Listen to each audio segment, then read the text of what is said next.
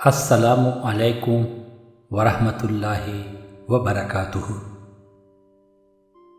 مجھے اچھی طرح یاد ہے کہ ایک دفعہ کسی نے مجھ سے پوچھا، آپ کس مذہب سے تعلق رکھتے ہیں اور آپ کس چیز پر ایمان رکھتے ہیں؟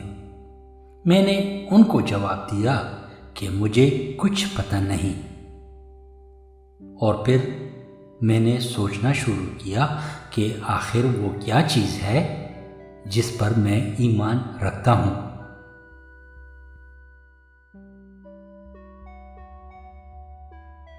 اسلام کا سفر میں نے تقریباً 2 سال میں مکمل کیا۔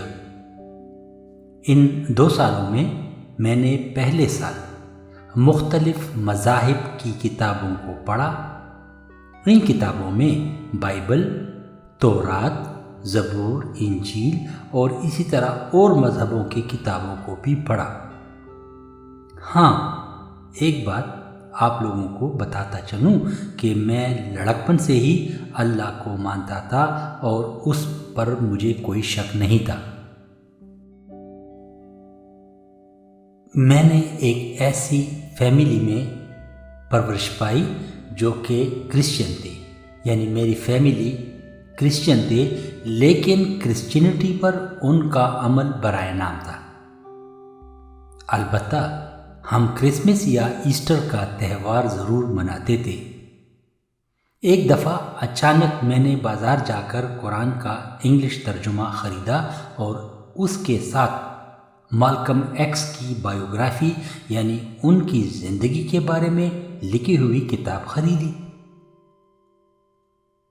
لیکن پھر بھی شہادہ پڑھنے میں تقریباً 1 سال اور بھی نکل گیا۔ ایک دفعہ میں سخت بیمار ہوا، اور اتنا بیمار ہوا کہ اسپتال کے سخت نگہداشت وارڈ میں ایڈمٹ ہوا۔ میں تقریباً قریب المرگ تھا کہ اللہ نے مجھے نئی زندگی دی۔ اس بیماری کے دوران مجھے اللہ تعالیٰ نے روشنی دکھائی اور مجھے سخت افسوس ہوا کہ میں تقریباً 1 سال سے شہادہ پڑھنے کا ارادہ کر رہا تھا اور اس میں نے کیوں دیری کر دی، اور اگر میں مر جاتا تو خدا نخواستہ میں ایک غیر مسلم کی حالت میں اس دنیا سے رخصت ہوتا۔ یہ سوچ کر میں کانپنے لگا اور سوچتا تھا کہ میں ایسے کبھی نہیں چاہتا تھا کہ میں کافر ہو کر مر جاؤں۔ اور جب آخرکار جس دن میں ہسپتال سے فارغ ہوا، اس وقت گھر کے قریبی مسجد جا کر میں نے شہادہ پڑھا۔ الحمدللہ، اب میں ایک بہت بڑی فیملی میں شامل ہوں جو کہ ساری دنیا میں پھیلی ہوئی ہے، اور سوچتا ہوں کہ کتنی خوبصورت ہماری یہ فیملی ہے۔ میرے کندھوں سے ایک بہت بڑا بوجھ اتر گیا۔